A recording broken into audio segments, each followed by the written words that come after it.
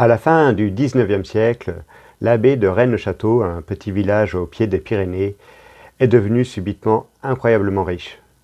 C'est un mystère complet et personne ne s'explique l'origine de la fortune colossale de ce modeste curé de campagne. Alors, pour certains, Béranger Saunière aurait déterré un trésor enfui, peut-être celui des cathares ou celui des Templiers.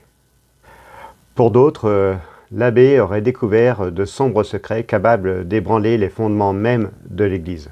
C'est en faisant restaurer l'Église que l'abbé Saunière aurait découvert d'antiques parchemins cachés dans une colonne creuse du maître-autel, des parchemins qui révéleraient la présence, l'emplacement d'un trésor fabuleux. Ou des parchemins qui révéleraient l'existence d'une lignée royale d'authentiques mérovingiens susceptibles de revendiquer le trône de France.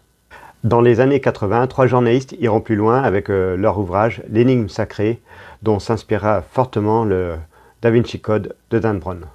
Alors selon eux, les parchemins révéleraient le mariage du Christ avec Marie-Madeleine, l'existence d'une dynastie secrète liée aux anciens mérovingiens et protégée par une société secrète, le prieuré de Sion.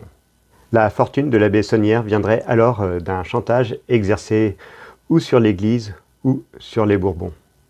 Complot, mensonge de l'Église, existence d'un authentique descendant du Christ, tous les ingrédients du succès sont là.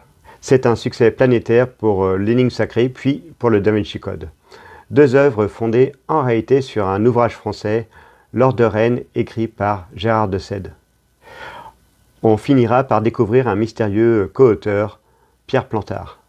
Royaliste convaincu, Plantard rêve à la restauration d'une monarchie française en devenant le prochain roi de France. Il se présente donc comme étant le grand maître du prieuré de Sion, issu de la lignée du dernier roi mérovingien Dagobert II.